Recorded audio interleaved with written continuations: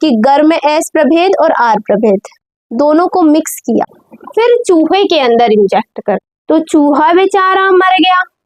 तो डीएनए डालने पर वो एस में चेंज हुआ ही नहीं, मतलब वो डीएनए ही रहा होगा जो गर्म मृत एस प्रभेद से निकल के आर प्रभेद में जा रहा है। जो प्रोटीन है उसमें सल्फर पाया जाता है, तो जिस बैक्टीरियोफेज को अपन ने रेडियो एक्टिव सल्फर में उगाया है ना, उसका प्रोटीन वाला हिस्सा रेडियो एक्टिव हो जाएगा। और डीएनए में फास्फोरस होता है, तो जिस अपन ने बैक्टीरियोफेज को रेडियो एक्टिव फास्फोरस में उगाया है उसका डीएनए रेडियो एक्टिव हो जाएगा। हेलो डियर स्टूडेंट, आज अपन पढ़ने वाले हैं आनुवांशिक पदार्थ की खोज। अब आप तो जानते हो कि अपना आनुवांशिक पदार्थ डीएनए है, लेकिन खोज कैसे हुई वो तो अपन को पढ़ना पड़ेगा ना, कि भाई वो जो डीएनए है वही जेनेटिक मटेरियल है अपना, इसके बारे में पता कैसे चला। तो देखो ये ना एक स्टोरी है पूरी, एक है ना, कि मतलब धोखेबाजी से ऐसा पता चल गया कि अच्छा कोई ना कोई ऐसा मटेरियल है जो एक जगह से दूसरी जगह में, मतलब कह दो एक पीढ़ी से दूसरी पीढ़ी में लक्षणों को भेज रहा है ना। वंशागति तो अपन ने पहले ही पढ़ ली है, वंशागति के सिद्धांत जैसे पढ़े, तो वो तो पहले बात हो गई थी कि हाँ वंशागति होती है, लेकिन ये वंशागति डीएनए ही करते हैं उतनी बात नहीं हुई थी। तो बात ऐसी है कि आज की क्लास में अपन क्या पढ़ने वाले हैं, अपने आनुवांशिक पदार्थ की खोज। ठीक, तो देखो बेटा, एक वैज्ञानिक है फ्रेडरिक ग्रिफिथ। कौन है? Frederick Griffith. वो ना निमोनिया फैलाने वाले बैक्टीरिया पर काम कर रहे थे। देखिए अपन बात करते हैं किसकी, फ्रेडरिक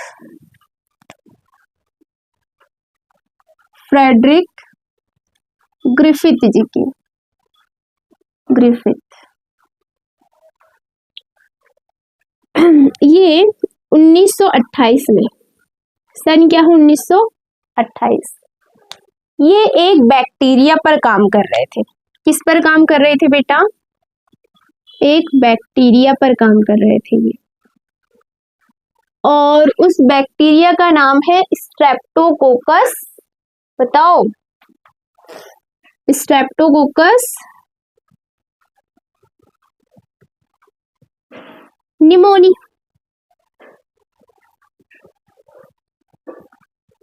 तो ये स्ट्रेप्टोकोकस निमोनी पर काम कर रहे थे। ठीक, अब देखिए स्ट्रेप्टोकोकस निमोनी पर काम क्यों कर रहे थे, तो बात ऐसी थी कि ये ना निमोनिया फैलाता है। क्या कर देता है ये स्ट्रेप्टोकोकस निमोनी? ये न्यूमोनिया कोस करता है, रोग। अब अपन को न्यूमोनिया की एंटीबायोटिक बनाना है, मतलब कि इस रोग की क्या बनाना है? प्रतिजैविक बनाना है, प्रतिजैविक। तो देखो किसी भी चीज की प्रतिजैविक या एंटीबायोटिक जो उस रोग को रोग फैला रहा है उसी से बनता है, उसी जीव से बनता है। तो बैक्टीरिया है स्ट्रेप्टोकोकस निमोनी जो निमोनिया रोग फैला रहा है, तो स्ट्रेप्टोकोकस निमोनी से ही तो इसका प्रतिजैविक बनेगा ना। तो ये प्रतिजैविक एंटीबायोटिक बना रहे थे कौन? Frederick Griffith. तो फ्रेडरिक ग्रिफिथ ने क्या किया कि इसको कल्चर मीडियम में उगाएंगे, ये है ना, संवर्धन माध्यम में स्ट्रेप्टोकोकस को उगाना स्टार्ट किया। तो उनने देखा स्ट्रेप्टोकोकस की ऐसी कई सारी क्या बन जाएगी, कॉलोनी बन जाएगी स्ट्रेप्टोकोकस की। इस तरीके से बेटा कॉलोनी बन जाएगी स्ट्रेप्टोकोकस की। ठीक, बनेगी ना कॉलोनी। तो उगाने पर उनने देखा कि यहाँ तो दो प्रकार की कॉलोनी प्राप्त हो रही है। एक कॉलोनी जो कि एकदम स्मूथ चिकनी चमकीली थी, और दूसरी स्ट्रेप्टोकोकस की कॉलोनी ऐसी प्राप्त हुई जो साक्ष्य थी, मतलब कि कह दो रफ थी, खुरदुरी थी। ठीक, तो एक खुरदुरी कॉलोनी,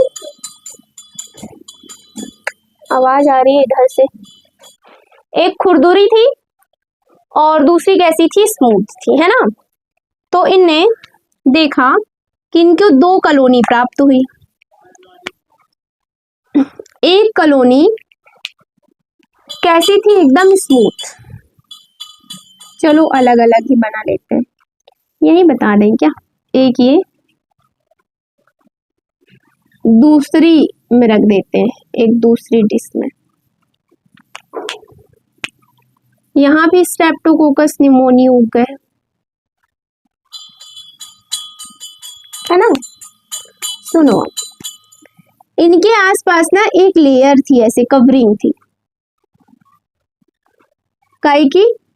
शर्करा की। इन कॉलोनी के आसपास, ठीक।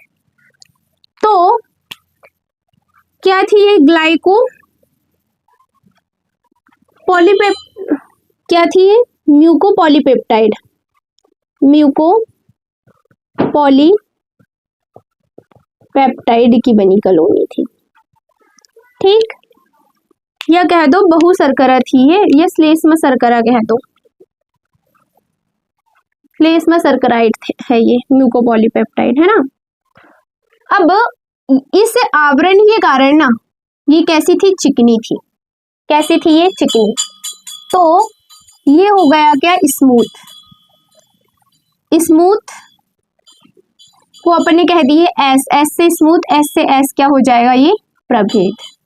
ये स्मूथ प्रभेद प्राप्त हुआ, ठीक।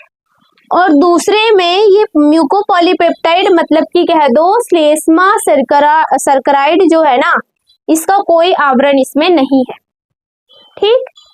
तो इसलिए इसको अपन रफ कह देंगे। क्या कह दोगे बच्चे? इसको कह देंगे क्या? रफ, ठीक। रफ से क्या हो जाएगा? ये आर प्रभेद हो जाएगा। तो फ्रेडरिक ग्रिफिथ ने जब स्ट्रेप्टोकोकस निमोनी को कल्चर मीडियम में उगाया तो उनको दो प्रकार के स्ट्रेप्टोकोकस निमोनी के प्रभेद प्राप्त हुए। एक स्मूथ जिसमें शर्करा का आवरण था, और दूसरा रफ जिसमें कि ये आवरण नहीं था। क्लियर हो गया? अब देखो, जब भी कोई एंटीबायोटिक बनाई जाती है तो अपन चूहों पर ही एक्सपेरिमेंट करते हैं। तो इनने क्या किया कि ये देखने के लिए कि इन दोनों प्रभेद में से कौन सा प्रभेद निमोनिया फैलाता है, उसके लिए इन दोनों को अलग अलग चूहों में उनने इंजेक्ट कराया। समझ गए? तो रफ को भी उनने किसके अंदर डाल दिया बच्चा? चूहे के अंदर। चूहा के अंदर प्रवेश कराया तो चूहा खुशहाल जिंदगी जी रहा था, मस्त। ये लो चूहे की पूंछ,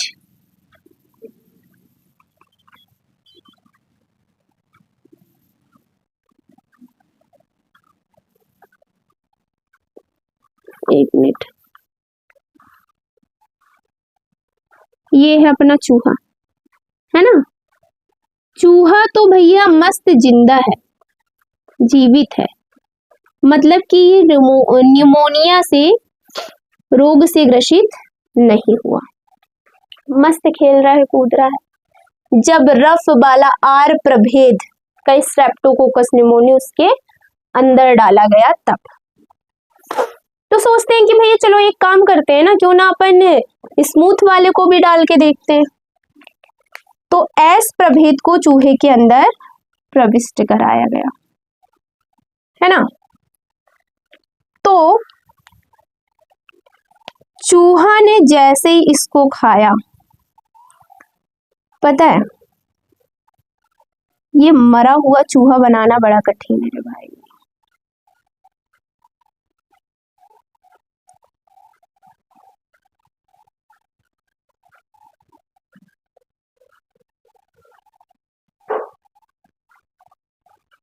समझ गए क्या? दिख रहा है चूहा जैसा कि नहीं दिख रहा? मरा हुआ बनाना है ना इसको, तो इसको कमजोर सा कर देते हैं थोड़ा। फड़फड़ाने लगा, बचाओ बचाओ बचाओ बचाओ। तो ये चूहा क्या हो गया? मर गया, है ना। ग्रिफिथ ने जब आर प्रभेद को चूहे के अंदर डाला तो चूहा तो बढ़िया जिंदा था भाई, कुछ नहीं हुआ चूहा को। और जब एस प्रभेद को डाला, मतलब स्मूथ, जिसके ऊपर शर्करा का आवरण था, तो ये चूहा तो भैया मर गया। अच्छा, थोड़ा दिमाग लगाया, एक काम करते हैं कि जिससे चूहा मर जा रहा है ना, उसको पहले गरम करते हैं। तो इन्होंने एस प्रभेद लिए, एस प्रभेद को गरम किए, है ना। तो क्या हम उसको यहाँ लिख सकते हैं ना, चलो इतनी जगह में ही लिख देंगे। अब देखो अगला इनने क्या किया, इनने गर्म एस प्रभेद लिए। अब जब एस प्रभेद को गर्म करोगे तो एस प्रभेद तो मर जाएगा, इसके बैक्टीरिया मर जाएंगे ना गर्म करने पर, तो वो मृत एस प्रभेद बन गया। गर्म एस प्रभेद क्या है, मृत एस प्रभेद है, मर गया, मर गए हैं उसके अंदर के बैक्टीरिया। और फिर इसको उनने चूहा के अंदर डाला, चूहा में डाला, तो चूहा बेचारा मर जाएगा क्या, मरे बैक्टीरिया डालोगे तो कोई वो मरेगा क्या। चूहा तो कैसा था, जीवित, जीवित चूहा था।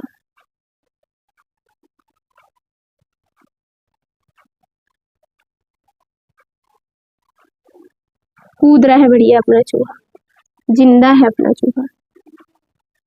ठीक है, कैसा है चूहा, यहाँ जिंदा है बेटा। तो इनने किया कि ऐसा करता हूं, अब मैं गर्म एस प्रभेद लेता हूं, मतलब एस प्रभेद को गर्म कर दिया तो एस प्रभेद तो मर ही जाएगा, और उसके साथ आर प्रभेद को मिला देते हैं। ठीक, तो अगली बात क्या की इनने, गर्म एस प्रभेद लिया और इसके साथ आर प्रभेद मिला दिया, दोनों को मिक्स किया, मिक्स मिक्स मिक्स। ठीक, और चूहा के अंदर डाल दिया। तो समझ में ये नहीं आ रहा वीडियो ऑन है नहीं है,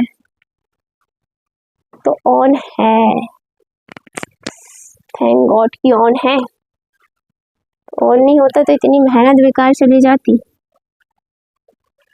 गर्म एस प्रभेद और आर प्रभेद दोनों को लिया, अब चूहा के अंदर डाला भाई, लो चूहा के अंदर डाल दिया। तो देखो गर्म एस प्रभेद से भी चूहा जिंदा और आर प्रभेद से भी चूहा जिंदा, हट्टा कट्टा खेलता कूदता। ठीक, लेकिन जब दोनों को मिक्स किया जा रहा है, मतलब कि गर्म एस प्रभेद और आर प्रभेद दोनों को मिक्स किया, फिर चूहे के अंदर इंजेक्ट कर दिया, तो चूहा बेचारा मर गया।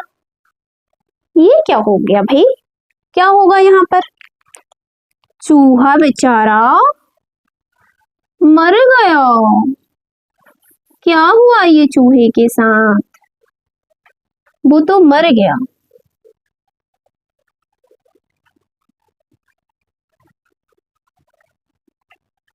मरा हुआ चूहा ना बनाना बड़ा कठिन है।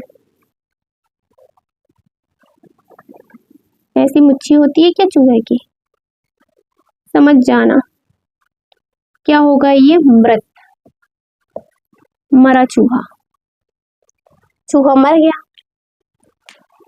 तो उन्होंने बोला कि ये क्या हो गया, ना तो गर्म एस प्रभेद से चूहा मर रहा था, ना तो आर प्रभेद से मर रहा था, इनको दोनों को मिलाने पे ऐसा क्या हो गया कि चूहा मर गया। तो रुको, ग्रिफिथ ने कहा कोई एक ऐसी चीज है, जिसको उन्हें कारक कहा, कोई ना कोई ऐसा कारक है जो गर्म एस प्रभेद से निकल के आर प्रभेद में आता है और आर प्रभेद को एस प्रभेद में बदल देता है। ठीक है, मतलब देखना,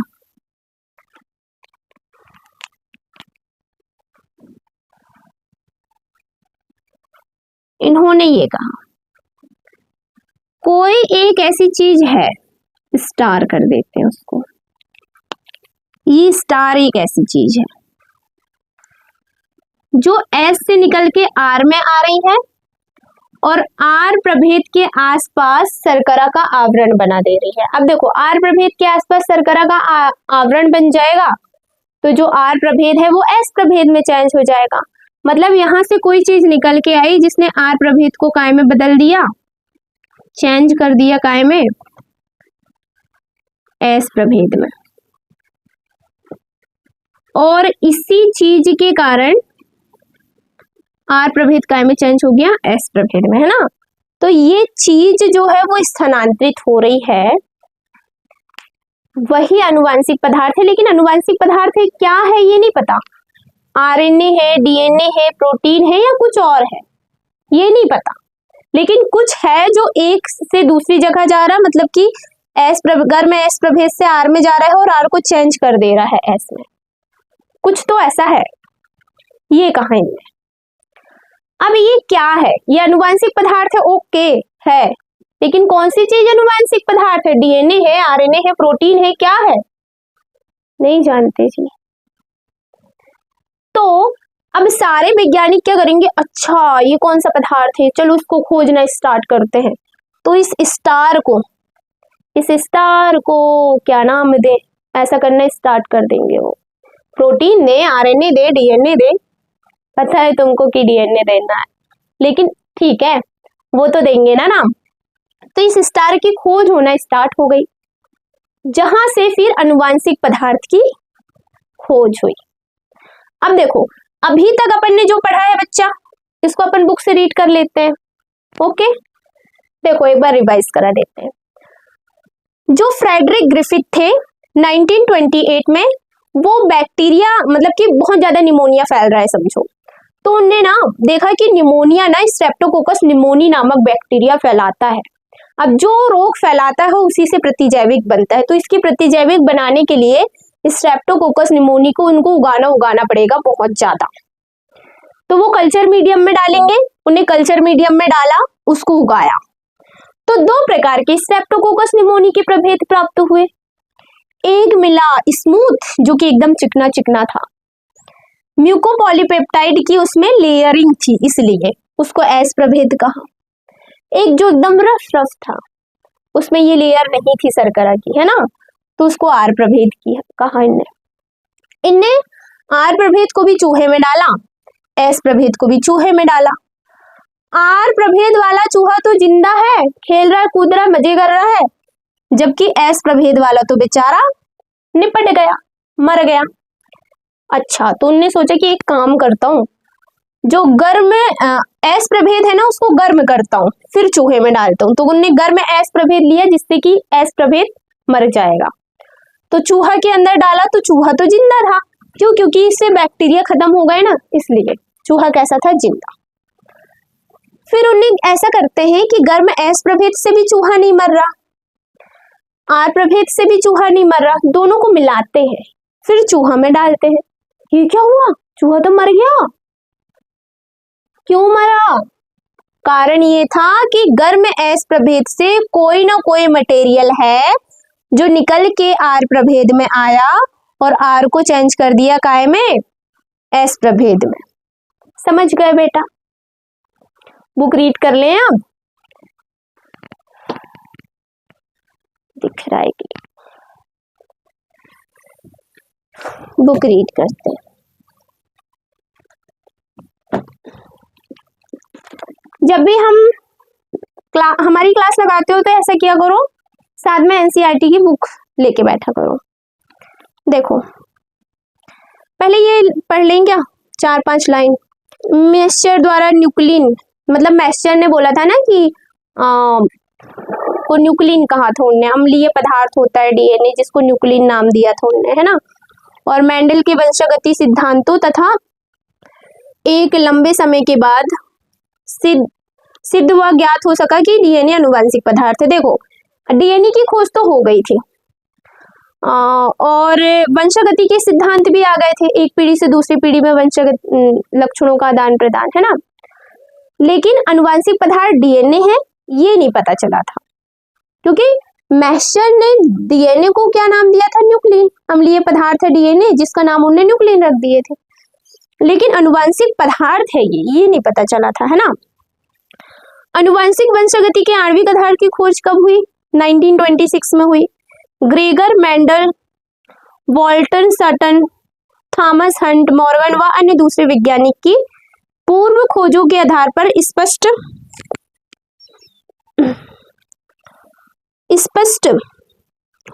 हो गया कि गुणसूत्र अधिकतम कोशिकाओं के केंद्रक में मिलता है। लेकिन इस प्रश्न का उत्तर नहीं मिल सका कि कौन सा अणु वास्तव में अनुवांशिक पदार्थ है ना, कौन सा है अनुवांशिक पदार्थ, ये नहीं पता चला था। फिर है रूपांतरीय सिद्धांत। तो सुनो, ग्रिफिथ ने क्या बोला? इसको रूपांतरीय सिद्धांत बोला, क्योंकि गर्म एस प्रभेद से कोई चीज निकल के आर प्रभेद में जा रही है और आर को एस में रूपांतरित कर रही है, मतलब चेंज कर रही है, तो इसलिए इसको उन्होंने रूपांतरीय सिद्धांत नाम दिया था। ठीक है, रूपांतरीय सिद्धांत क्या है? वर्ष 1928 सॉरी में फ्रेडरिक ग्रिफिथ ने स्ट्रेप्टोकोकस निमोनी, जीवाणु जो निमोनिया के लिए जिम्मेदार है, के साथ कई प्रयोगों से रूपांतरण की अच्छे ढंग से व्याख्या की। उन्होंने प्रयोग के दौरान एक सजीव जीव जीवाणु के प्राकृतिक रूप में परिवर्तन हो गया। अब देखो अभी क्या है, जब स्ट्रेप्टोकोकस निमोनी जीवाणु की संवर्धन प्लेट पर वृद्धि करता है, तब इसकी चिकनी चमकीली कॉलोनी व दूसरी, मतलब एक चिकनी चमकीली कॉलोनी, दूसरी स्वच्छ कॉलोनी आर का निर्माण हुआ। यह प्रभेद के जीवाणु में श्लेष्मा बहुसर्कराइड युक्त आवरण होता है, काय में एस में, एस प्रभेद में, जबकि आर प्रभेद में यह आवरण नहीं होता। एस में आवरण है, आर में नहीं है। एस प्रभेद से संक्रमित चूहे निमोनिया संक्रमण से मर जाते हैं, एस वाले निमोनिया संक्रमण से मर जाते हैं, जबकि आर प्रभेद द्वारा निमोनिया नहीं होता। यहाँ दिया भी हुआ है, एस प्रभेद चूहे में प्रवेश कराया गया, चूहा मर जाता है। आर प्रभेद चूहा में प्रवेश कराया गया, चूहा जीवित रहता है। ग्रिफिथ ने जीवाणु को गर्म करने पर उन्हें मृत पाया। उसने पाया कि गर्म करने पर मृत एस प्रभेद जीवाणु को चूहे में प्रवेश करने से उनकी मृत्यु नहीं हो पाई, लेकिन जब उनमें गर्म करने से मृत एस चूहे आर जीवाणु के मिश्रण को चूहे में प्रवेश कराया, तब चूहे की मृत्यु हो गई। मतलब दोनों को मिक्स करके मिश्रण को चूहे में प्रवेश कराया तो मृत्यु हो गई। इस मृत चूहे से उसने सजीव एस जीवाणु को विलगित किया, तो उन्हें देखा कि इन दोनों के मिश्रण में क्या मिला, तो उसको एस प्रभेद मिला था दोनों के मिश्रण में। ठीक, ग्रिफिथ ने बताया कि आर प्रभेद जीवाणु ताप मृत एस प्रभेद जीवाणु द्वारा क्या हो गया है, रूपांतरित किए गए हैं। यह रूपांतरित कारक, क्या नाम दिया है इस स्टार को? रूपांतरित कारक। मृत एस प्रभेद से आर प्रभेद में स्थानांतरित होने से इसमें चिकनी बहुसर्कराइड आवरण का निर्माण होता है, जिससे उग्र रूप से परिवर्तन हो जाता है। यह निश्चित ही अनुवांशिक पदार्थ के स्थानांतरण के कारण हो पाता है। इन प्रयोग से अनुवांशिक पदार्थ के जीव रासायनिक प्रकृति के बारे में नहीं बताया जा सकता। मतलब उनने ये नहीं बताया कि इस अनुवांशिक पदार्थ की रासायनिक प्रकृति क्या है, वो डीएनए है, आरएनए है, प्रोटीन है, क्या है, नहीं बताया। लेकिन हाँ, ये जेनेटिक मटेरियल है जो यहाँ से यहाँ जा रहा है। अब ये जेनेटिक मटेरियल क्या है वो अब तुम करते रहो भाई, सब मिलके खोज, है ना। तो फिर अपना आता है रूपांतरीय सिद्धांत के जैव रासायनिक लक्षण। बहुत थक चुकी हूँ तो मैं थोड़ी हवा खा के आती हूँ, जल्दी से इसको क्या करो, कॉपी में नोट करो।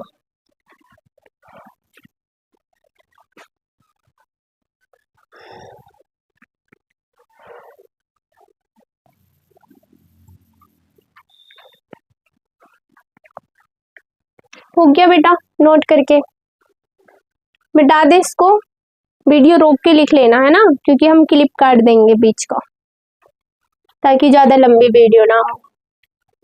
ठीक, मिटा दे इसको, आगे पढ़ते हैं इसके। हाँ तो बच्चे, आगे क्या है कि रूपांतरण सिद्धांत के जैव रासायनिक लक्षण, है ना। इसमें 3 वैज्ञानिकों के नाम अपन को याद करना है। क्या? Oswald Avery, Colin MacLeod, Maclyn McCarty. इनने 1933 से 44 में अपना प्रयोग किया, है ना। अब इनके प्रयोग से पहले क्या समझा जाता था कि भाई जो जेनेटिक मटेरियल है हो सकता है वो क्या होगा, प्रोटीन होगा, लेकिन फिर पता चल गया कि प्रोटीन तो नहीं है। ठीक, अब इनका प्रयोग बहुत अच्छा था, बहुत, अरे शाबाशी दो इनको, इतना अच्छा प्रयोग था इनका। तो सुनो आप, भाई जी जो थे ये तीनों, ये जैव रसायनों की बात करते हैं। जैव रसायन जैसे कि आरएनए, डीएनए, प्रोटीन, है ना। इनने बात की है किसकी? जैव रसायन की, रसायनों की। जैव रसायन कौन? आरएनए, प्रोटीन और डीएनए, है ना। अब सुनो, ये ना 3 एंजाइम के बारे में जानते थे। आरएनएज, प्रोटीएजेज और डीएनएज। क्या बोले हमने? हमने बोला आरएनएज, प्रोटीएजेज, ठीक, और डीएनएज। समझ गए बच्चा? आरएनएज जो होता है वो आरएनए का पाचन कर देता है। प्रोटीएजेज जो होता है वो प्रोटीन का पाचन कर देता है। डीएनएज जो होता है वो डीएनए का पाचन कर देता है। इतना क्लियर हुआ आपको, है ना। अब सुनिए इनने क्या किया। इनने किया ऐसा कि इनने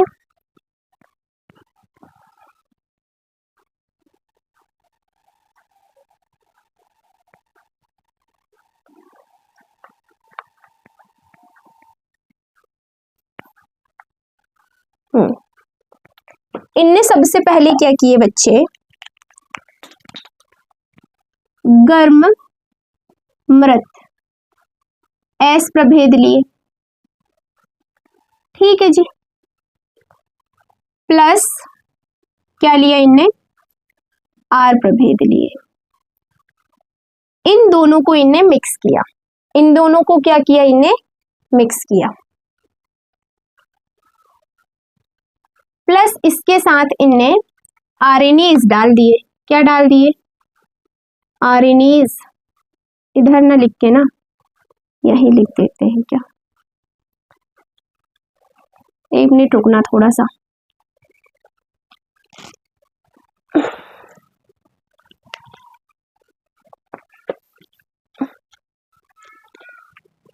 इससे लिखने में थोड़ा ठीक से लिखाई देगा। इनने गर्म मृत एस प्रभेद लिए और उसके साथ आर प्रभेद को मिलाया और इसके अंदर डाल दिए उनने आरएनएज। ठीक है, आरएनएज क्या है? आरएनए का पाचन करने वाला एंजाइम है। तो ये क्या करेगा कि देखो, गर्म मृत एस प्रभेद से कोई चीज निकलती है स्टार और वो आर को चेंज कर देती है एस में। ठीक, तो यदि ये स्टार आरएनएज होगा, सॉरी आरएनए होगा, तो आरएनएज इसका पाचन कर देगा वो एस से निकल के आर में नहीं आएगा और आर को एस में चेंज नहीं करेगा। लेकिन जब उनने आरएनएज को डाला तो जो आर प्रभेद था वो एस प्रभेद में बदल गया, तब भी वो एस प्रभेद में बदल गया, मतलब ये चेंज हो गया। इसका मतलब ये है कि ये जो स्टार है, जो अपना अनुवांशिक पदार्थ है, वो आरएनए नहीं है। क्यों? क्योंकि यदि ये आरएनए होता तो आरएनए तो उसका पाचन कर देता ना, तो वो तो यहां से निकल के यहां आ ही नहीं पाता। समझ पा रहे हो ना? इसके साथ मृत गर्म मृत एस प्रभेद के साथ उनने क्या किया, आरएनए को डाल दिया इसमें, है ना। फिर उसके बाद उनने आर प्रभेद के साथ मिक्स किया, तो आर प्रभेद एस में चेंज हो गया, मतलब कि इससे कोई निकल के चीज यहाँ आ गई, तभी ये एस में चेंज हो गया, तो वो आरएनए नहीं होगा, क्योंकि आरएनए होता तो आरएनए तो उसका पाचन कर देता ना। अब इनने एक काम करता हूं मैं, फिर से गर्म मृत एस प्रभेद लिए, उसके साथ उसके अंदर डाल दिया इनने किसको, प्रोटीएजेस को। क्या डाल दिया बच्चा, प्रोटीएजेस डाल दिए।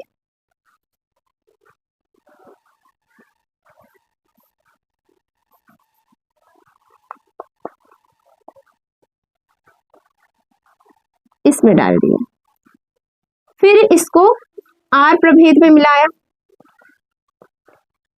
तो यदि ये जो स्टार है जो आर में जाके आर को एस में चेंज कर रहा है वो प्रोटीन होगा, तो प्रोटीएजेस डालने पर वो पच जाएगा और यहां से यहां जा ही नहीं पाएगा।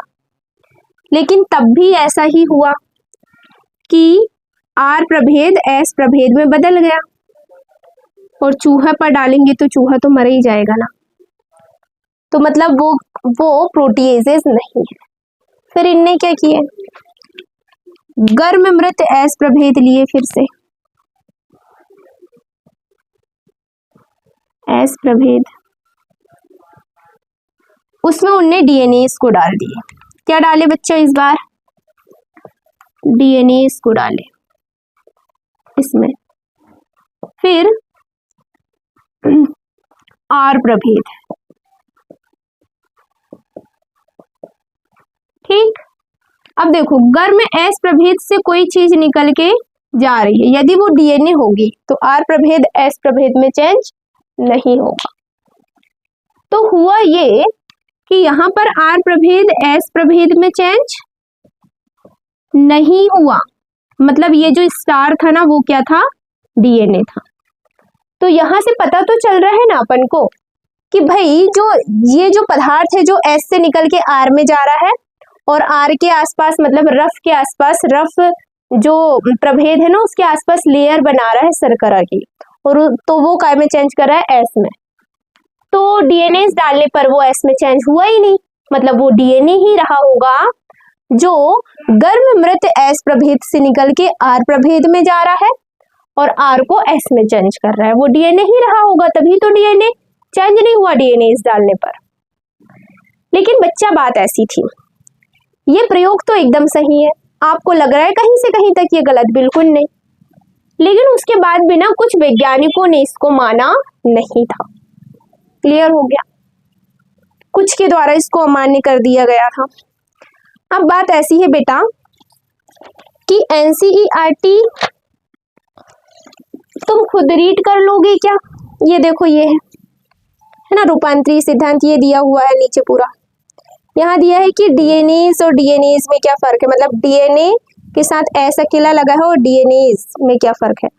अकेला एस लगा होगा तो वो उसका प्लूरल होगा, और एस लगा होगा तो वो एंजाइम होगा, क्योंकि एंजाइम के लास्ट में एस एस एस ऐसे लगे होते हैं ना, इसलिए। ठीक है, भीषण गर्मी ये कह सकते हो, और पंखा चला नहीं सकते कि पंखा चलाने से क्या होगा, पूरी आवाज माइक के अंदर पंखे की आवाज जाएगी ना, और दिन में शूट हो रहा है ये वीडियो, रात में हम शूट कर नहीं पा रहे हैं ना, क्योंकि तुमने देखा है कि कुछ दिनों से अपनी वीडियो ना आ ही नहीं रही है, फिर भी 6 से 7 दिन हो गए हैं। वो इसलिए क्योंकि रात के टाइम ना बहुत डिस्टरबेंस हो रहा है आजकल, मतलब हमारी खुद की जो तबीयत है ना वो रात में बिल्कुल काम नहीं कर रही है, तो इसलिए हमने सोची कि जब दोपहर में काम कर रही है तो चलो दोपहर में ही आज वीडियो रिकॉर्ड कर लेते हैं। लेकिन यहाँ बहुत गर्मी है, तो तुम इसको लिखो, तब तक मैं थोड़ी सी पता है तुमको हवा खा के आती हूँ।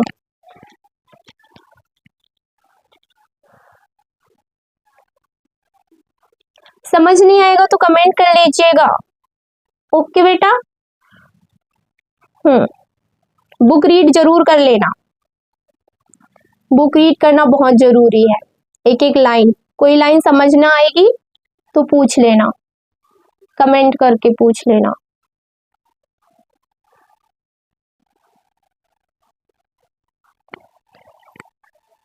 हाँ तो बेटा अपना आनुवंशिक पदार्थ डीएनए है, इसके बारे में सुस्पष्ट जानकारी अल्फ्रेड हर्शे और मार्था चेज ने दी थे। ठीक, तो चलो पढ़ते हैं अब। ये लास्ट प्रयोग बहुत ही प्यारा, बहुत प्यारा प्रयोग है ना। अल्फ्रेड हर्शे एवं मार्था चेज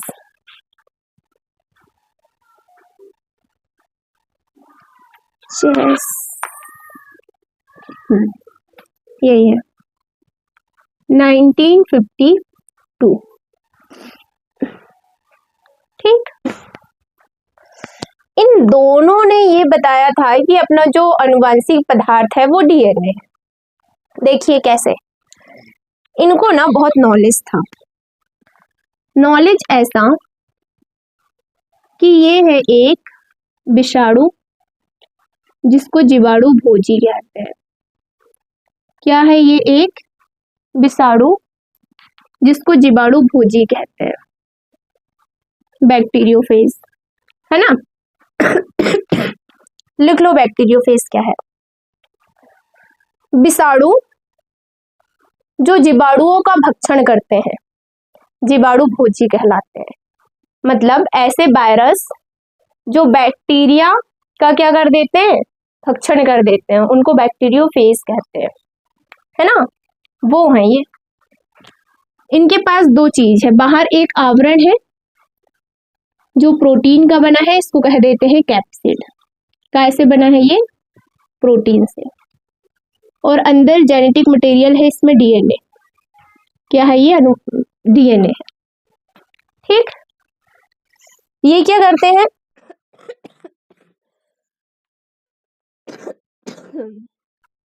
ऐसी हालत होती है रात में, इसलिए रात में वीडियो नहीं बना पा रहे थे। बहुत दिक्कतें चल रही है जिंदगी के साथ। ये क्या है? इकोलाई। इकोलाई एक बैक्टीरिया है। तो ये जो जीवाणु भोजी है ना, ये क्या है? जीवाणु भोजी इस पर आक्रमण करता है ऐसे।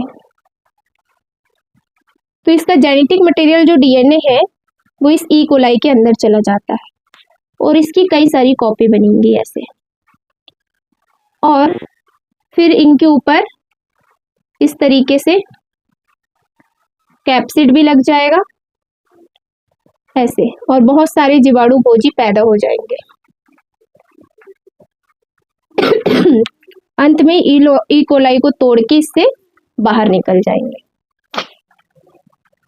ठीक, तो इसी नॉलेज का इनने उपयोग किया डीएनए की खोज करने में।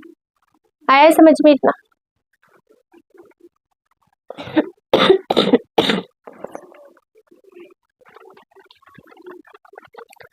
देखो बेटा, इनने क्या किया, दो अलग अलग फ्लास्क लिए,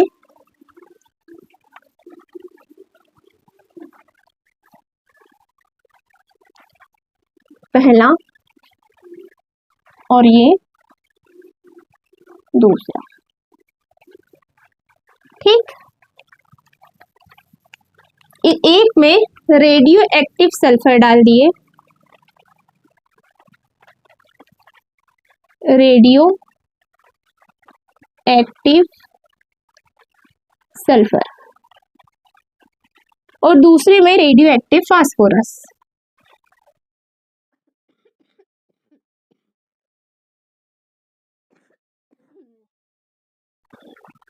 रेडियो एक्टिव फास्फोरस। अब ये बताओ, फास्फोरस डीएनए में होता है क्या? पढ़े हैं अपन ने? डीएनए में क्या होता है? फास्फोरस। और प्रोटीन में क्या होता है? सल्फर। देखो, प्रोटीन जो होते हैं बेटा वो अमीनो एसिड से बने होते हैं। अमीनो एसिड में क्या उपस्थित होता है? सल्फर।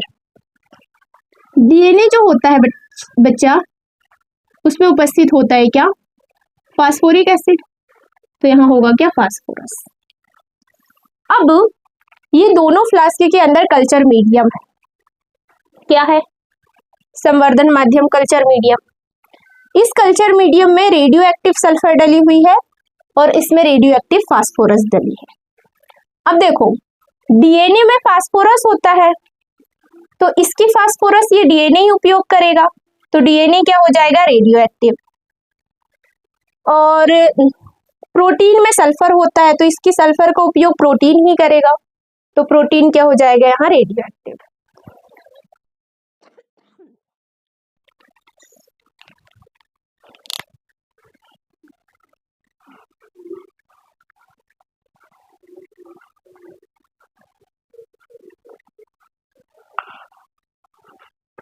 ठीक है बेटा, जो चीज रेडियो एक्टिव हुई है उसको रेड कलर से बना रहे हैं, तो यहाँ पर रेडियो एक्टिव क्या है? डीएनए।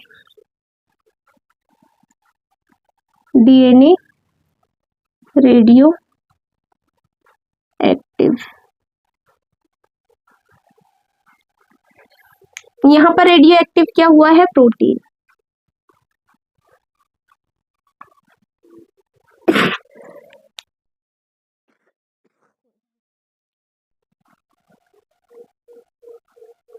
ये क्या है? डीएनए है ना,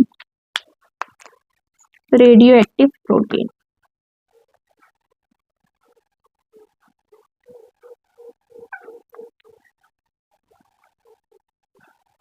प्रोटीन।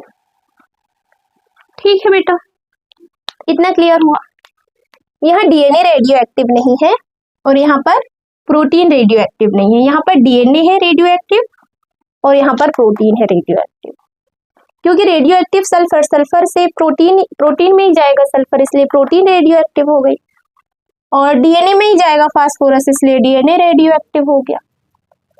अब कल्चर मीडियम में इनने बैक्टीरियोफेज को उगा लिया, मतलब कि ये जीवाणु खोजी है ना, इसको उगा लिया। अब इन जीवाणु खोजी को ई कोलाई के अंदर डालेगा, मतलब ई कोलाई को संक्रमित कराएगा। तो लेके आते हैं अपन अपनी होस्ट सेल ई कोलाई। एक ई कोलाई, दूसरी ई कोलाई, सॉरी बेटा,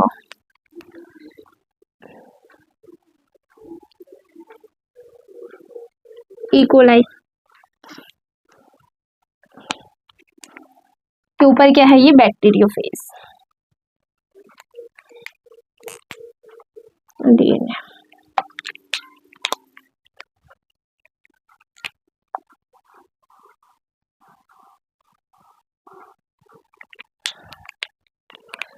डीएनए।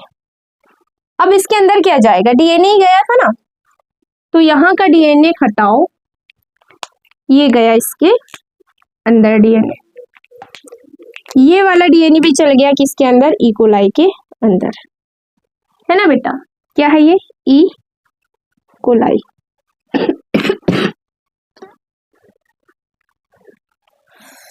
तो देखना, ये वाली ई कोलाई के अंदर रेडियो एक्टिव डीएनए गया है, जबकि ये वाला डीएनए रेडियो एक्टिव नहीं है। तो यहाँ पर ई कोलाई क्या हो जाएगी? रेडियो एक्टिव हो जाएगी। और ये रेडियो एक्टिव है क्या? नहीं है।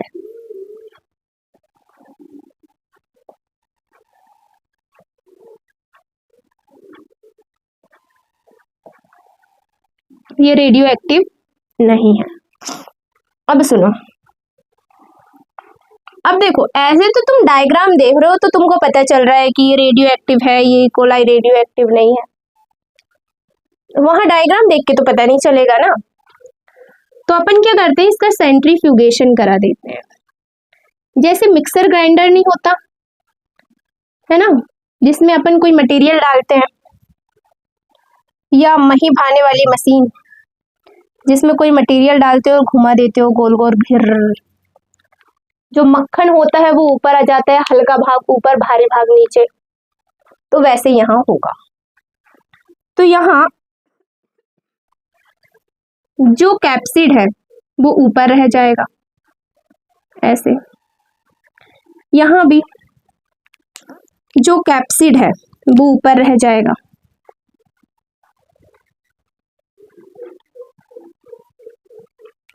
और जो डीएनए है वो यहाँ क्या हो जाएगा, नीचे।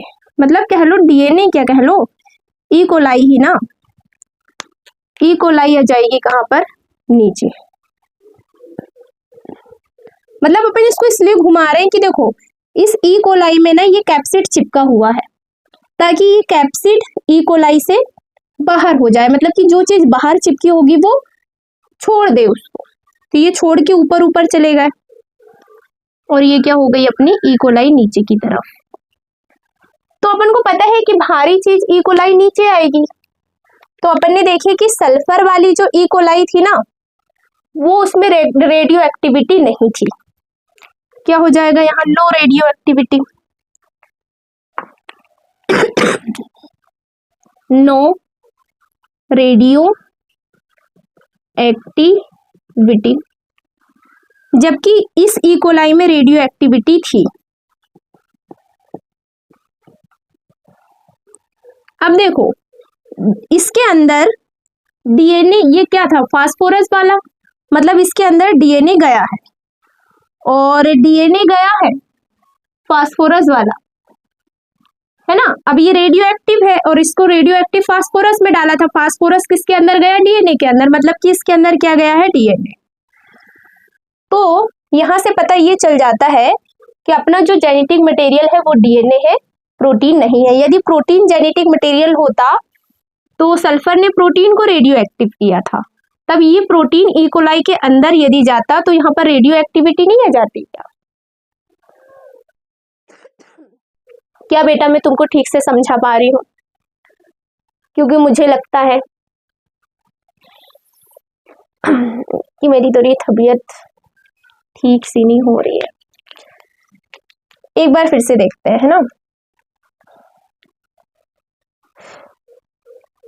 जो प्रोटीन है उसमें सल्फर पाया जाता है, तो जिस बैक्टीरियोफेज को अपन ने रेडियो एक्टिव सल्फर में उगाया है ना, उसका प्रोटीन वाला हिस्सा रेडियो एक्टिव हो जाएगा, और डीएनए में फास्फोरस होता है, तो जिस अपन ने बैक्टीरियोफेज को रेडियो एक्टिव फास्फोरस में उगाया है उसका डीएनए रेडियो एक्टिव हो जाएगा। तो बात ऐसी है कि ये डीएनए ई कोलाई के अंदर जाता है या प्रोटीन ई कोलाई के अंदर जाता है, दोनों में से जो भी चीज ई कोलाई के अंदर जाती होगी वही अपना जेनेटिक मटेरियल होगा। ठीक, तो ये पता करने के लिए तो अपन ने रेडियो एक्टिविटी का उपयोग किए हैं, तो फिर अपन ने इनका क्या करवाया, ई कोलाई में संक्रमण कराया। तो ये वाली ई कोलाई जो जिसमें डीएनए गया है वो रेडियो एक्टिव है, और जिसमें जो रेडियो एक्टिव फास्फोरस वाली ई कोलाई थी वो रेडियो एक्टिव हो गई, जबकि रेडियो एक्टिव सल्फर वाली ई कोलाई थी वो रेडियो एक्टिव नहीं है। अब ये पता करने के लिए कि कौन सी रेडियो एक्टिव है, अपन इसका सेंट्रीफ्यूगेशन कराएंगे। सेंट्रीफ्यूगेशन, तो इससे क्या होता है कि ये जो बाहर चिपका हुआ कैप्सिड है ना वो बाहर निकल जाएगा, ताकि क्योंकि देखो अभी इसमें हम रेडियो एक्टिविटी देखें तो ये तो चिपका है, तो ये तो रेडियो एक्टिव आएगी, तो उसको अलग निकाल के देखेंगे। तो ये जो कैप्सिड होता है ना वो ई कोलाई से अलग हो जाता है, ई कोलाई से अलग हो गया कैप्सिड। रेडियो एक्टिव फास्फोरस वाली ई कोलाई यदि आई रेडियो एक्टिव तो का मतलब है कि डीएनए अंदर गया था, और यदि रेडियो एक्टिव सल्फर वाली ई कोलाई आई रेडियो एक्टिव तो इसका मतलब है कि प्रोटीन अंदर गया है, और जो अंदर गया है वही जेनेटिक मटेरियल है। तो देखो जो फास्फोरस वाली थी ना वो ई कोलाई रेडियो एक्टिव है, मतलब कि डीएनए गया है ई कोलाई के अंदर, और सल्फर वाली ई कोलाई थी, सल्फर में मतलब सल्फर वाली जो रेडियो एक्टिव सल्फर वाली, तो इतने रेडियो एक्टिविटी प्रदर्शित नहीं की, इसका मतलब है कि प्रोटीन तो अंदर नहीं जाता, कौन जाता है? डीएनए। तो इससे सिद्ध हो जाता है कि अपना जेनेटिक मटेरियल क्या है? डीएनए। तुम एक बार बुक को रीड कर लेना, ये डायग्राम दिए हुए हैं, बुक रीड कर लेना एक बार। और नहीं कर पाओगे यदि, या कुछ समझ ना आए तो कमेंट कर देना, हम ना बुक रीडिंग की वीडियो अपलोड कर देंगे फिर, क्योंकि अभी ना थोड़ा सा बहुत ज़्यादा गर्मी है और हमारी सेहत थोड़ी सी ठीक ठाक नहीं है। तो फिर बच्चे आज के लिए इतना ही। यदि आपको ये वीडियो पसंद आई है तो जल्दी से वीडियो को लाइक कर दो और चैनल को सब्सक्राइब कर दो। और हाँ, अभी हो सकता है कि अपनी जो वीडियो है ना 2-3 दिन के अंदर में आए इस तरीके से, लेकिन थोड़ी ज़्यादा वीडियो आएगी। ज़्यादा का मतलब ये है कि आधा घंटा पढ़ाते थे तो 1 घंटे पढ़ाएंगे, है ना? ठीक है, तो आज के लिए इतना ही। मिलते हैं फिर अपनी नेक्स्ट क्लास में। Bye bye.